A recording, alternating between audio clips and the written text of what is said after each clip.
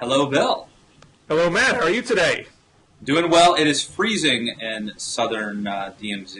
It's brutal. I'm sure it is balmy compared to northern DMZ.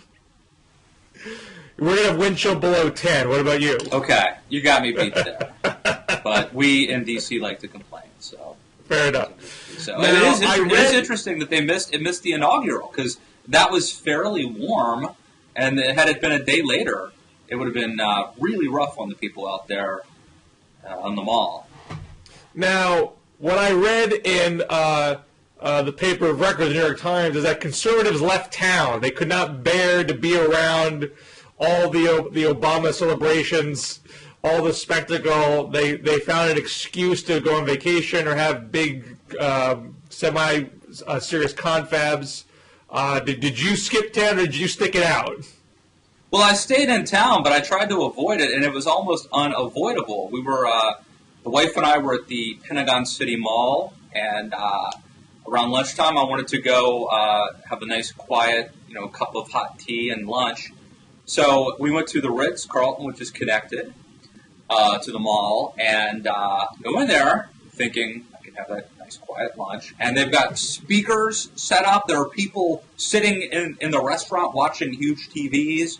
I tried to go off into a separate room, and it was loud, and I ended up having to leave that establishment because I just, didn't. It's one thing. It's one thing for your side to lose. I'll put it this way: I don't know if Tom Brady will really enjoy watching the Super Bowl in a couple weeks when he's not there, and so I suppose it's only natural. It doesn't mean that you're like bitter or angry, but the way to avoid being bitter and angry is maybe to avoid watching people spike the football in your face. So you had no academic interest in just sort of seeing what may be an historical moment, even if it's not stuff that you agree with?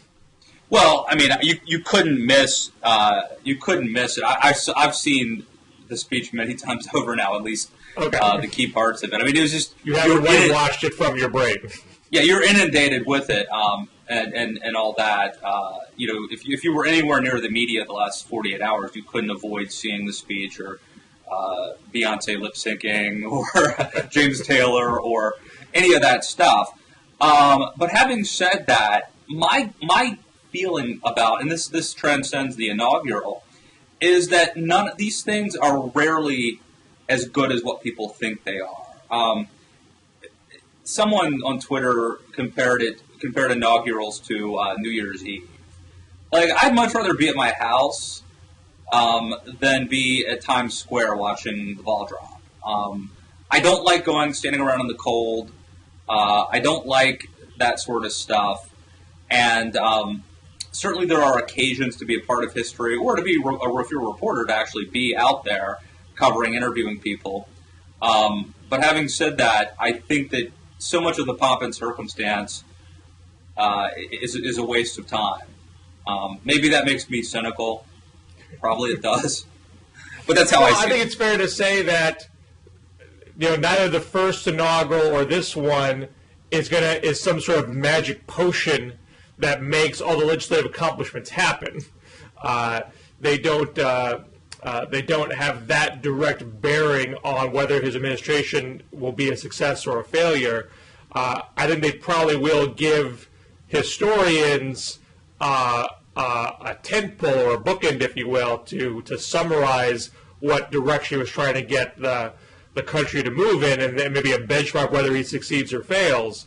But it's not like I actually saw on Facebook Adam Green, who's the head of a PCCC, Progressive Change Campaign Committee. He was lamenting that Obama did not have some sort of more specific call to democratic action, that they didn't give people actual tangible things to help them rise up and put pressure on the political system. But that's just not really how this ever works. I mean, his argument was that all these non-political people are watching. This was his chance to sort of get them engaged. But those people don't get engaged. They're not political. So that's just not what inaugural addresses have the capacity, or any single speech has the capacity to do. But it does give you an insight where he wants to go, where he sees the vision of the country going, right. Which is a small piece of the puzzle as far as getting people to generally understand what each individual plank means. And I think it's probably more relevant looking back 10 years later, 20 years later, when historians look at, okay, what was he trying to do here? Here's what his intention was. Did he meet his own mark or not? Right, and I think a couple of things there, Bill. One, I think that people who work on campaigns always look down their noses a little bit at the people who come out for big celebrations. I mean, you've been working on a campaign, stuffing envelopes, going door to door, and now there's the victory party, and who are all these people that are showing up? Why weren't they out there pounding the pavement with me? I think that Obama's speech was already incredibly partisan, and had he gone any further in terms of actually trying to use it, to be an activist speech, that would have really, I think, been unseemly. And then you have the question of at what point, does it actually kind of mar the speech? I mean, these things are supposed to be kind of grandiose and classy and summon us to our better angels kind of thing above the fray. But I do think that that Obama's speech was, he's compared to Lincoln a lot, and I think that conservatives often say that Obama is not very magnanimous, and I think that came through. I will say that I do agree with your point that historians can look back and see what presidents sort of want to do by virtue of their inaugural speeches. And I remember 8 short years ago, George W. Bush being reelected, giving this very sort of soaring Wilsonian speech. And then, of course, his second administration, he tries to fix Social Security, can't do it. Tries to reform immigration, can't do it. Katrina happens. The surge actually does work, but Iraq still sort of looms over his second administration. And then, of course, the economy collapses. So it's I think it's entirely possible that that Obama's best days of his second administration have already happened.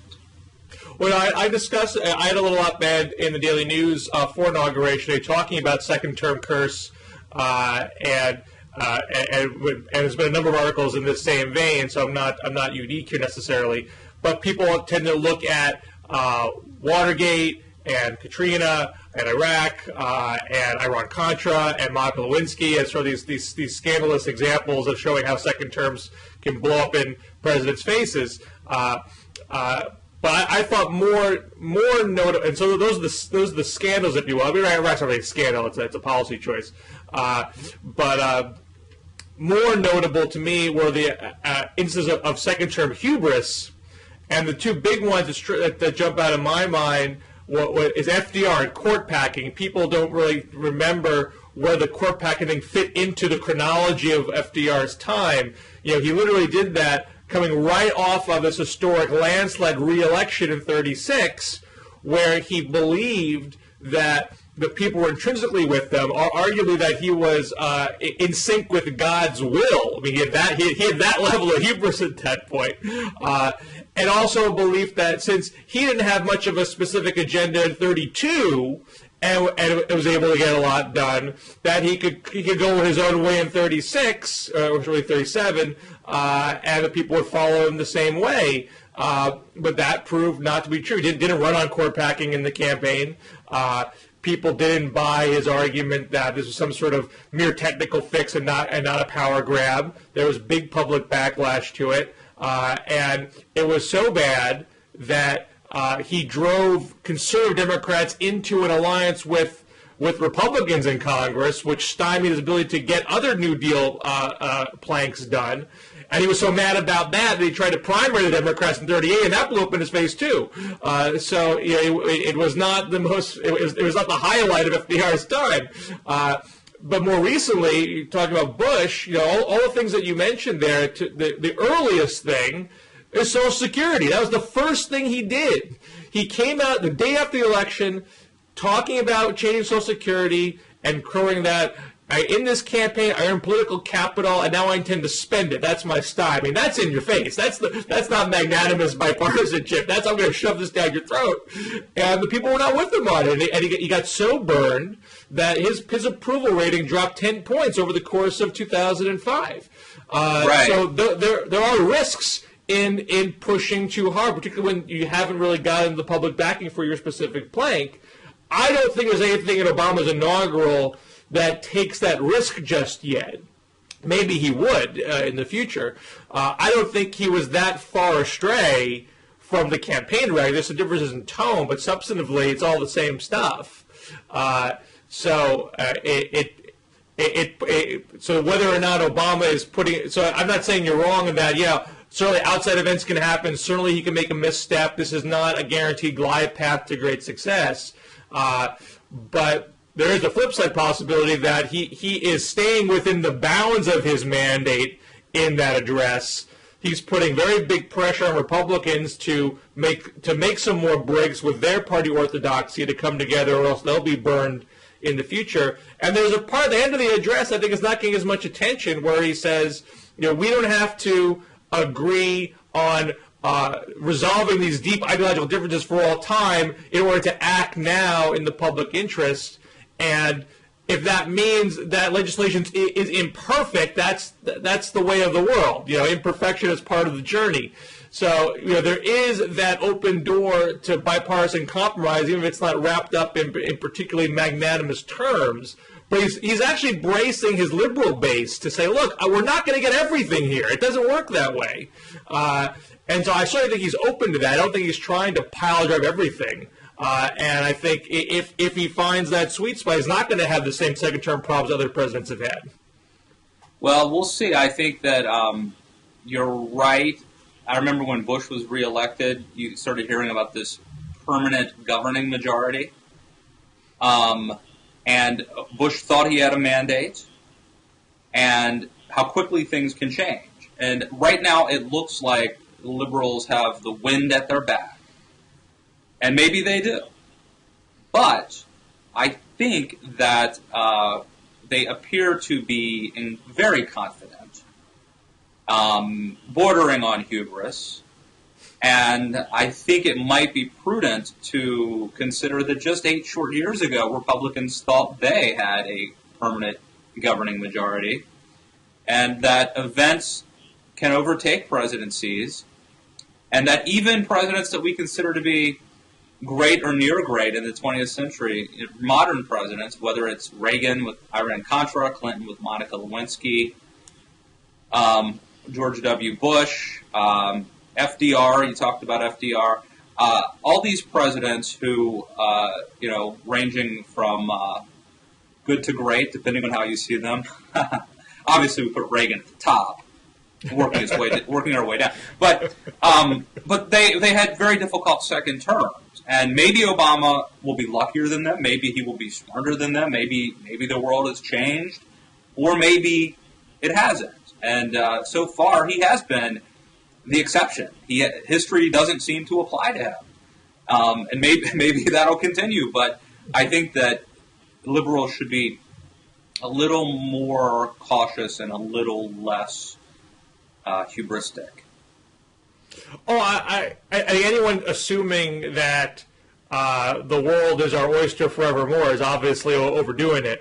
I don't think Obama is in that place. I think he is being more cautious than that. He's trying to be aggressive. He's trying to push, but I don't think he's trying to. I don't think he's trying to overreach. He certainly is aware of overreach. He even used the phrase in his first big post-election press conference. So he's by his own words. Bill, but I got to tell you, that's Obama's entire MO. I mean, every time he gives a speech, he will always concede. They're going to say that we're going to. That's his entire style of rhetoric is to sort of think through what someone else might say about them or what the pitfalls might be, and then to dismiss it as we're not going to make that mistake. And I think that in itself is a form of arrogance, ironically. we will see. I do think that the push on guns is a big risk. I mean, it falls into the area of leading on an issue that was not really campaigned upon. Now, I think he is correct to do it because, in this case, events have forced his hand. There's clear public clamor to do something about this after Newtown, and so he would be very remiss to ignore it. But doesn't mean there isn't a political danger as well, particularly if he's seen as diving headlong into an issue that the public is not really with him on. I think they're trying to be careful about it. They are not issuing veto threats. They've offered a range of policy prescriptions. They're not saying that any one of them is sacrosanct.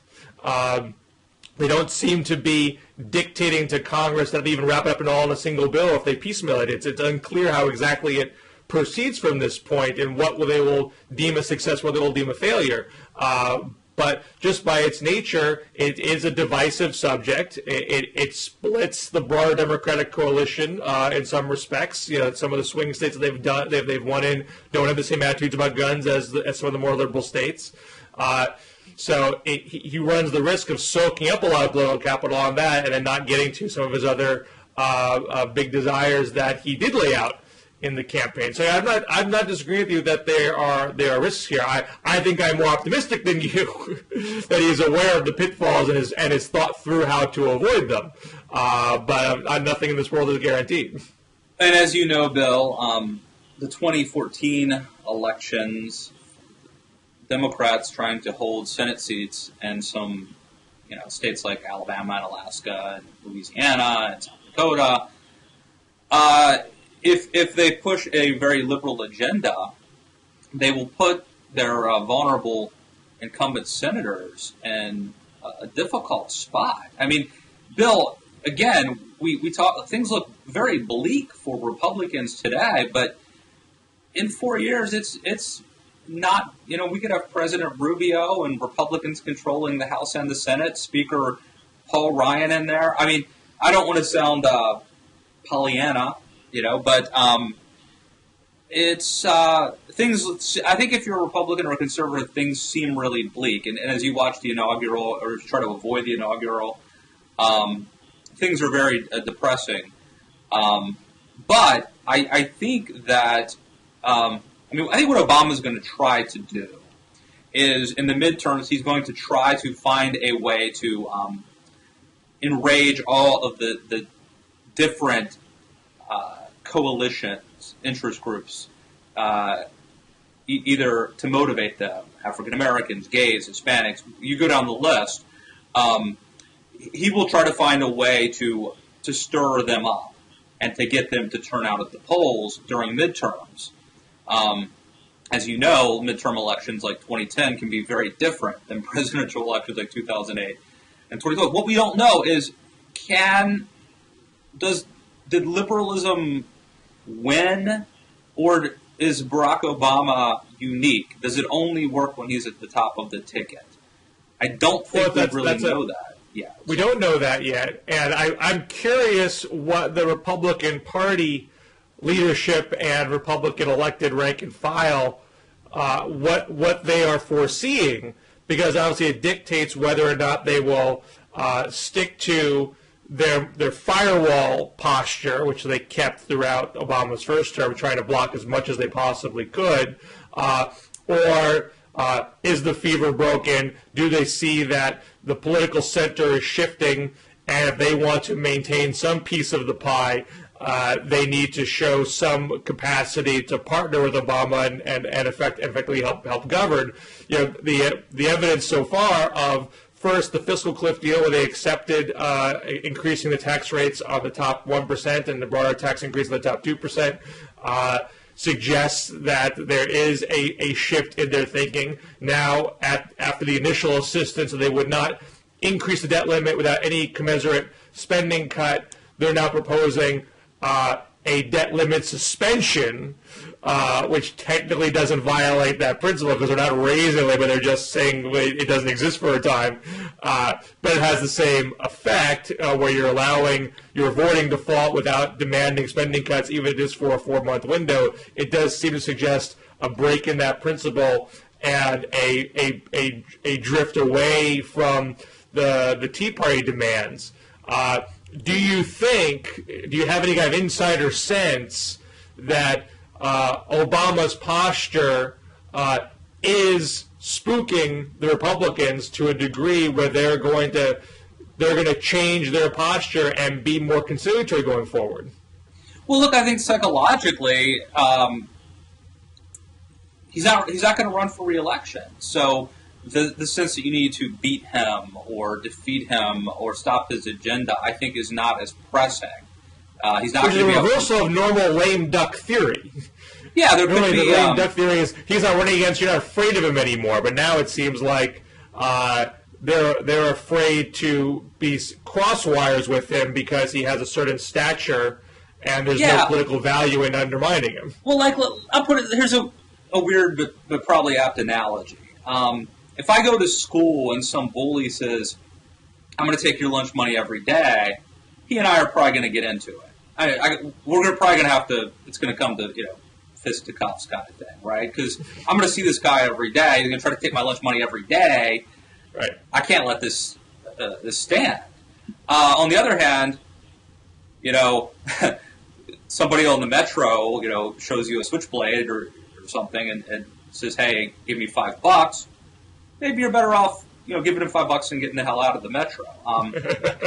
It's a one-time thing. You don't have to live with this. You're not going to set a marker or set a precedent, and that's sort of maybe where Republicans are a little bit. So yeah, it is ironic because you tend to think that the lame duck thing has a different impact. In the case of Obama, it may be a reverse phenomenon.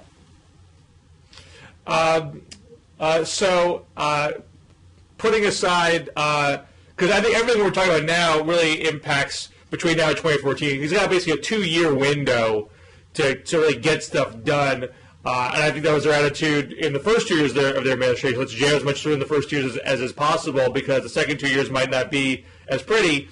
Now, once you clear that midterm and you're into the 2016 presidential cycle, you might get a lot less Republican cooperation because you're going to have presidential candidates likely coming from the well of Congress and who don't want to be put into the position of having to choose between the Republican base or the broader general electorate on certain key votes, and so there might be more of a unified firewall again. And the jockeying of 2016 seems to have already begun, both the Republican side with some of Rubio's public comments and Paul Ryan's budgeteering. And you're hearing a lot of Biden talk right now. Biden doing a lot of outreach, it seems, during the inaugural festivities, inviting elected officials or other activists from key states into his vice presidential home for a little soiree. That seems to be a lot of the Politico fueled talk today that sort of Biden's for real. Biden really actually wants to do this. I think the Biden thing's fascinating because I think that there was a sense that it would be, if Hillary wanted it, it would be hers. But Biden is compelling. I have to tell you, there's something I like about that Joe Biden. If you saw the interview he gave on CNN the other day with Gloria Borger, he can just be so likable, and I think he could connect. I think that Hillary and Biden can both connect to a sort of middle America that even Obama can't connect to. I guess he's, Biden's from Scranton. Hillary, for whatever reason, had a lot of appeal in places like Pennsylvania and West Virginia and Ohio. Obama's more of a big city guy. And so I think if Biden and Hillary both run, that will be fascinating. I mean, a sitting vice president. How do you? On the other hand, Hillary is this amazing talent. It would be historic.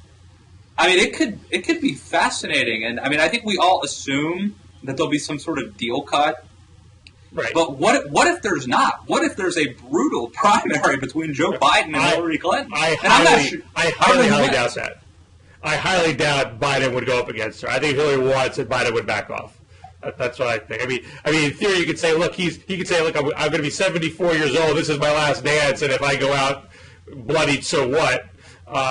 But I suspect he's enough of a party team player that he would not, have a blood on the floor primary like that. And the public support for Hillary is much broader and deeper than it is for Biden right now. And the Democratic, the Clinton brand is still pretty strong among some Democrats. There's obviously a great desire to have the first woman president, in a sense that she's earned it. But something that sort of sticks in some people's craw is that she didn't get her turn out after she had rightly earned it. That sort of it has a symbolic feeling as far as other women who have hit a glass ceiling before and not getting their just due. So I think for a myriad of reasons, Biden would not force that issue. Now, if for whatever reason Hillary is professionally exhausted, emotionally spent, maybe there's even some physical problems. We don't know if that's the case right now. If anything that she's gone through recently has longer-term implications. If for whatever reason she feels like, look, I'm really done here, I think it's pretty clear that Biden would do this. Now, and I don't think Biden would clear the field the way that Hillary would. I have a hard time anyone of substance wanting to take Hillary on a primary. Biden, he is more of a mixed bag. They're both mixed bags, actually, I would say. But I think people are feeling very favorable to Hillary right now because she's been to the grinder so much and really feels like she's paid her dues. I get the sense that Obama wants Biden, but I will defer to you, Bill, on that side of the aisle much better than I do. I don't want to. I can't mind read Obama. I would think he wouldn't want either, quite frankly. I would think he'd want someone like a Deval Patrick, not because they're both African American, but I think Patrick's general MO has been the same kind of young, fresh, transformative leadership. He's not old guard. He's not a deep inside Washington player. There's that sort of same, that same spark, perhaps, that would sort of keep the Obama torch moving. I totally forward. disagree. If you're Obama, you want to be special, and you don't want the next guy. You don't want Steve Young coming in if you're Joe Montana after you leave winning 3 Super Bowls. Come on. Well, I don't think Deval would upstage Obama. Obama had to steal his just words speech. So I mean, but what you don't want, you don't want a Reagan type situation where you just hand it down to your number 2 and he fumbles the ball. You want to. Granted, Bush's fumblings did lead to Clinton, but in the end, I don't think ended the Reagan era. Clinton ended up playing on a lot of Reagan turf. What Obama wants is to be the beginning of a new liberal progressive era, an Obama era. That's what he wants. And Biden, inherently is going to be a one-termer. He's old, and you don't know necessarily. And I think Biden has been more cautious in certain policy areas than Obama has because he's been around the block so much. He has so many scars.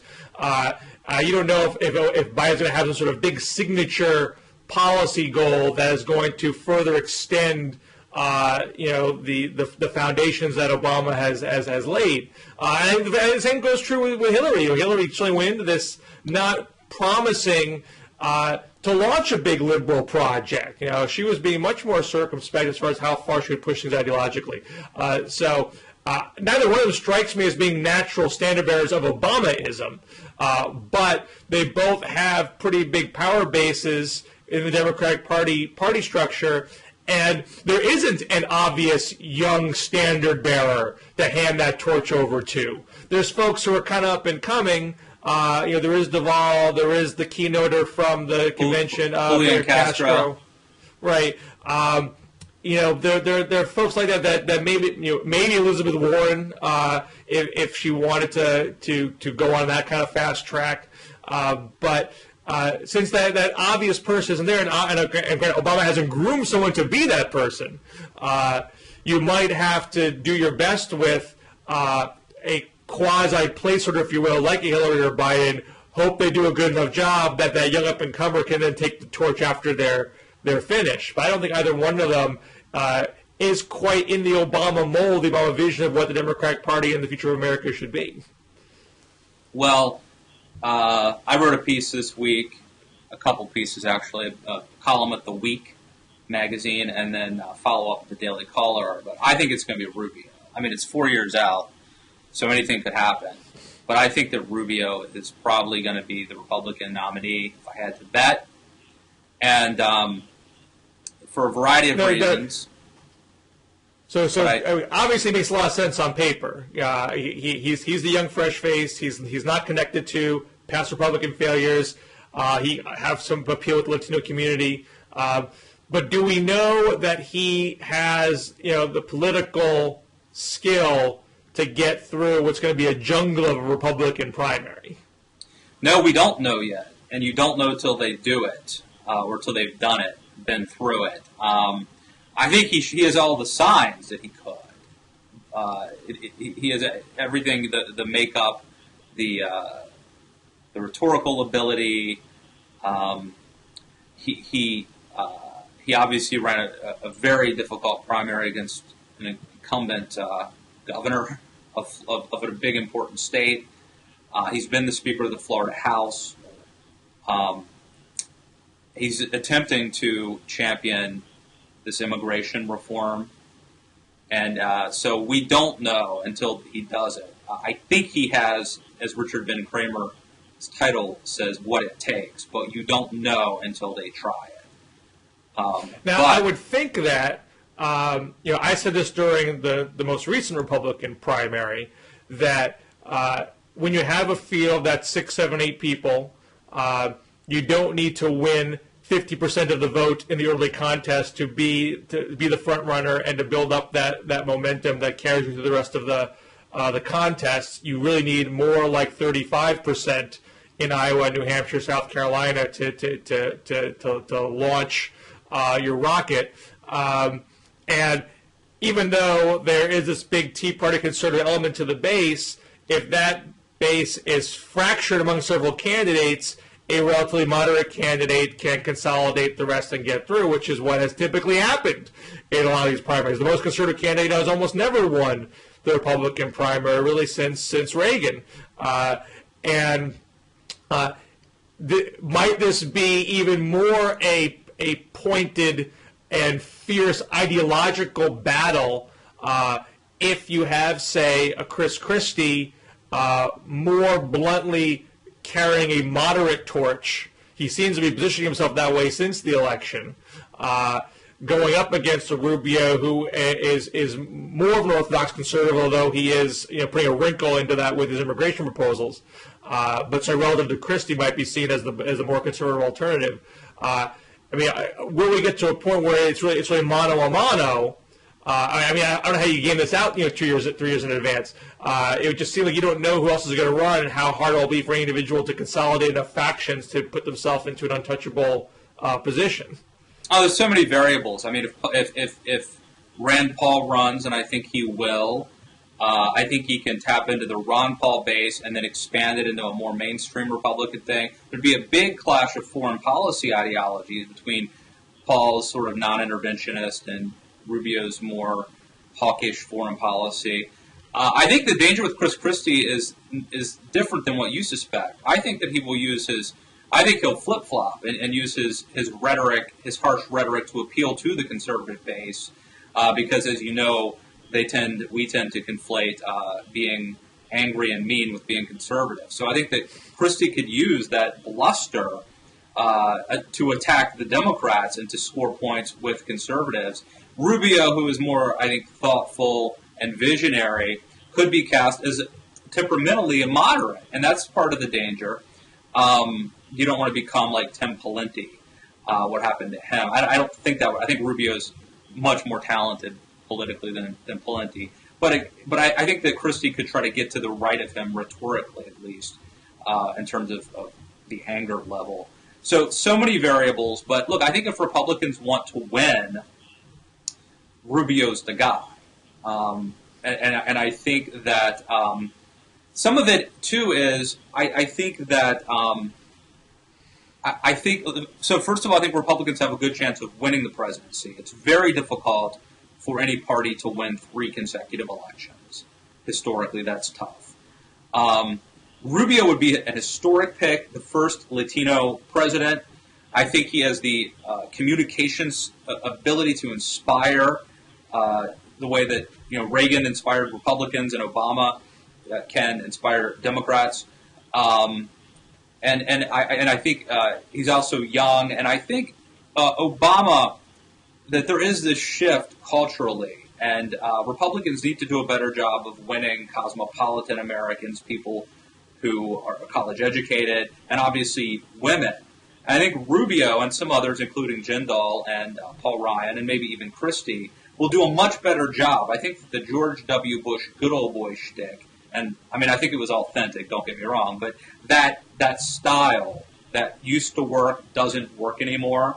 And Rubio, being from South Florida, I think can appeal to big city Americans and cosmopolitan Americans, as well as the conservative base.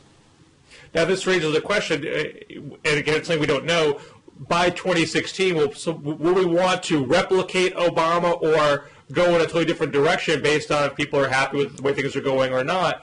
Obama was essentially as far from George W. Bush as you could possibly get in every respect, because people were so sick and tired of George W. Bush. And this raises a question for Democrats. Let's say you're correct, and Rubio really has the inside track here because he is the most stylistically Obama-like for the Republicans. Can appeal to a broader coalition than a more classically older, whiter Tea Party congressman can. If you have a race that's Hillary Rubio or Biden Rubio, where there's a big generational gulf. Huge opportunity. And they have to pick Julian Castro. Could be a more Obama-like choice there. They have to pick Castro as their running mate, I think, in that scenario, right? And then Rubio Martinez. If you're going to go, you just go all the way. You go all in. Rubio Martinez, This is Clinton Gore style, double up on your double strengths. down. Right. No, look, I think that it's an interesting point because you're right. A lot of times we get sick. We got sick of Bush and his swagger, and we went the complete opposite direction. I think you match Obama in terms of the intelligence, sophistication, temperamental style. Obviously, there'll be a huge difference in terms of vision and ideology. And, I mean, Rubio, when he talks about the American dream and getting the middle class, and it's very moving. And I think that Americans today want a little poetry, a little kind of romantic poetry in their politics, some inspiration. He can do that. Christie can bully and berate, but I'm not sure he can give "It's morning again" and touch the face of God kind of speech. He's not an inspirational figure. Not really. Paul Ryan knows budgets inside and out, and he can talk about budgeting and the economy and all that, and nobody can beat him at that. But can he inspire? I don't know that he can. And so I think that's why, and maybe I'll be, this video could very well be used against me. And look, anything can happen between now and then. The immigration thing is incredibly risky. We saw Mitt Romney effectively demagogue that against Newt Gingrich and Rick Perry. The base could turn against Rubio, and they could call it amnesty, and it could get ugly. Rubio's best friends with, scandal-plagued Rep. David Rivera. There are a lot of ways this could go bad. But if I'm betting today, I think that's who you bet on. Well, Tony Rezko didn't stop Obama, and Romney didn't stop Mitt Romney from getting the nomination. So all these things presumably are manageable. And I agree that as far as like who's at a central casting for this, it's Rubio. I mean, we've never nominated someone as angry, or at least successfully nominated as angry as Christie. I mean, the tri-state bluster doesn't really play very well outside the tri-state area. See, I think you get it, Bill. I hear people all the time in the mainstream media say, "Oh, the guy's got a 74% approval rating in New Jersey." And, like, I don't think he has that much of a chance. And it sounds like you don't either, but it is funny to hear. Giuliani was a huge bust. Ed Koch couldn't get elected governor. Right. You know, he didn't play well in upstate New York, let alone the rest of the country. You know, it's but just the media, the mainstream media in New York, who, I think they're out of touch with the conservative base, but who knows? Well, I think it's possible that any of these Republicans could get 35%. I think there's a way for Christie to get a faction of Republicans and get the nomination. I'm much more dubious he would play well nationally. I just don't, unless he has to seriously modify his behavior if he was going to be a real presidential candidate that could go all the way. You're not going to get it through, having YouTube town halls where you yell at your constituents. It's not the way anyone becomes president in the modern era or ever. Part of my take, Bill, Republicans, and I've criticized conservatives and Republicans for this the whole time, but they would mock Obama. He's the biggest celebrity in the world. And I thought he was right. He gave that speech when Hillary attacked him. He gave that speech. It's just words. He copied it from Deval Patrick, but it's true. Like, words matter. Great, whether it's Winston Churchill or Ronald Reagan saying, "Tear down this wall. Churchill will never surrender, never give up." I mean, those things matter. And so words aren't all that leadership requires, but they're certainly part of it. And I do believe that in the modern era, you have to be a little bit of a rock star.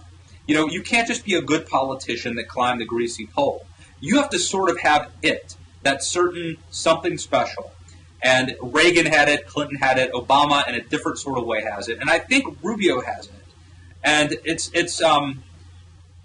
don't think you can learn it. I don't think you can learn it. I would put one caveat on that. You can't have an election between two people that don't have it. You could have H.W. Bush versus Dukakis. It's right. Possible. But they both. But if it's one rock star versus one schlump, barring the rock star being just completely ideologically out of sync with the country, which Rubio, it may just be that the country is firmly on democratic footing, and no matter how good of a rock star you are, it's just not enough. I think it's possible too. But generally speaking, I think there is a certain expectation when someone's going to be in your living room for the next 4 years. Right. You don't want that guy wagging his finger in your face like a Christie. Yeah. And look, I think that, a lot of times conservatives don't like that. They don't like to call it the personality. They think it's superficial. I'm arguing it's not superficial, that it does matter. It's not about being good looking. They elected Reagan. That's Reagan's whole thing. Why would conservatives be upset about that? And I think that, that these superstars, these rock stars, they don't just get elected. I think they have the potential to be more transformational figures as well. I mean, they can summon that charisma, that something special. And I don't want to get into the great man theory and, I'm not for a dictator or anything like that. I'm just saying in the modern TV era, when a lot of what you have to do is inspire and cajole, that it's not insignificant. Want to give you the last word there. Always good to talk to you, Matt. Likewise. And what do you have coming up on your podcast this week? Let's see. We just had Ben Shapiro and reading his book Bullies at The Copia, which is a sponsor of the Matt Lewis Show. Just had David Mark on yesterday, formerly of Politico, now with a newish site called Politics with an X. But Bill, I do want to ask you. I want to put you on the spot here. Okay. Because Nate Silver predicted that the Super Bowl would feature the Seahawks and the Patriots. That will not happen. When did he predict that? At the start of the season? No, I think just like a few weeks ago when they were, before they lost. But so he struck out twice. So, but it will be the 49ers against the Ravens. And I think they're both good teams, and it could go either way. And this isn't for, they're taking a week off, so this isn't for a couple weeks. But, Bill, if you had to bet, who do you bet on? coming from someone who knows absolutely almost nothing about either team, probably the person you least want to follow when making your betting predictions, I bet there's something about it being Ray Lewis's last game that gives the Ravens that extra incentive to go out on top. So I would put the edge towards them, knowing almost nothing about who was even on the 49ers. So, well, the beauty is you need to know. You're better off knowing nothing. You really are. I mean, I listened to the Tony Kornheiser's podcast, his radio show, and he has this thing called Jaws versus the Monkey, and it's Ron Jaworski, Jaws, who makes picks. And then they have this monkey down at the D.C. Zoo that they go down, and, well, I'm sure they don't actually go down there. It's probably random. Or maybe it's Tony. I don't know. But the monkey always beats Ron Jaworski in picking. So I don't think, I'm the monkey in this partnership. Well, I don't know about that, but I would say there's like very little correlation between picking games and following football closely. So, where's your leaning right now? Well, I'm glad you picked the Ravens because this will make it fun. Because I think the 49ers will win. I think they got that great quarterback, Colin Kaepernick, who's got a great story, and he runs the option the way that RG3 does. You don't know if he's going to run it himself, hand it off, or pass it. I don't know how defenses can sort of game plan that. And then the 49ers' offensive line is so big and so physical. So my money's on the 49ers. And by the way, I wanted the San Francisco Giants to lose the World Series, and they burned me. So I'm not going against San Francisco again. I take San Francisco. Now, does D.C. care about the Ravens? No, they don't care at all. I'm actually from Maryland. But people in D.C., it's not that they hate the Ravens. It's not that there's like a rivalry. They just really are oblivious. They're irrelevant in Washington, D.C. Irrelevant. Even now that the Redskins are out and that's all they got. There's no bandwagon. It doesn't matter that they're like 40 miles away or whatever. I have no idea. They're pretty close. It doesn't matter. People don't care about the Ravens. It is a Washington Redskins town. I think you have more interest probably in the Baltimore Orioles in baseball. Right, because historically that was the only team that Washington had until the Nationals came along. Yeah, between the... I just thought maybe perhaps there was some Baltimore residual sympathy and take what you can get attitude at Super Bowl time. I don't think so. And, Baltimore, I don't find them... I've tried because I'm from Maryland and, like I'm a Nationals and an Orioles fan, and you can do that. You can have the Orioles as your American League team and the Nationals as your National League team and sort of get away with it. And I've flirted with the Ravens a little bit. Something about them I don't like. They seem dirty. They seem, I don't know. They're just not a compelling team. But, of course, the interesting story will be the Harbaugh brothers, Bill. Two brothers facing each other in the Super Bowl. I don't know what the statistics are. I'm not Nate Silver. But the odds of two brothers facing each other in the Super Bowl have to be off the charts. Well, there haven't been that many brothers even in the coaching at the same time period, right? That's a pretty unusual in and of itself. That's unusual, but let's just assume that there were. What are the odds that the Ravens would face the 49ers in the Super Bowl this year? Somebody could run the numbers. It's not the odds. It's an amazing thing that's happening. And they're both young, and it's kind of cool. And we'll see if it affects their coaching decisions if they don't think as clearly as they have in the rest of the year, and when there's that extra sibling rivalry in the mix. That's true. I think everyone thinks like that it'll be they won't want to hurt each other. No, I think it's you want to destroy your brother. You want to take your brother down. I mean, I'm an only child. But does that affect does that still cloud your judgment? Even you might want it more. But do you act differently anyway? That's the fight you got to have. You got to be rational, be logical. Don't let the emotions factor into it.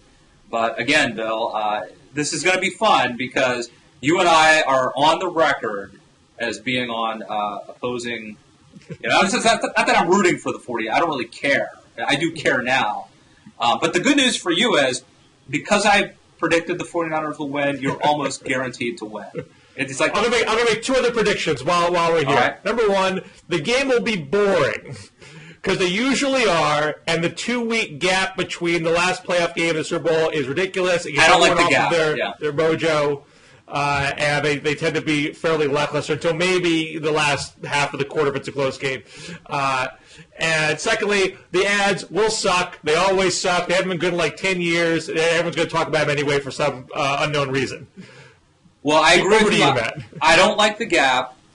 I don't like the hype. I just want a game, and but I think it will be exciting, and I think it's going to be exciting because of Colin Kaepernick, his running ability, and he's an exciting young player, and Flacco has the deep ball potential, so I expect him to air it out and to he's. The guy does nothing but win. He takes the Ravens to the playoffs every year for 5 years, and yet he's not seen as an elite quarterback because his statistics aren't all that great. So he's got something to prove. You've got the two brothers facing off. You've got Kaepernick. This dude's like covered in tattoos. He was the backup quarterback until a few weeks ago. He replaced, I think, the number 3 ranked quarter. You're gonna have this guy Smith, who was like the number 3 ranked quarterback until he got injured, sitting on the bench watching his team in the Super Bowl. That's got to suck for him. It's good. There's a lot of, they're going to play up the narrative here. So I think it could be an interesting game. If I'm forced to watch, I hope you're correct. Well, we're going to have another week. We'll have another week to talk about this. So, stay tuned. I think we should do a little more sports on this thing. So, okay, there you go. Have a great weekend. You too, we'll man. talk next week. All right. See ya.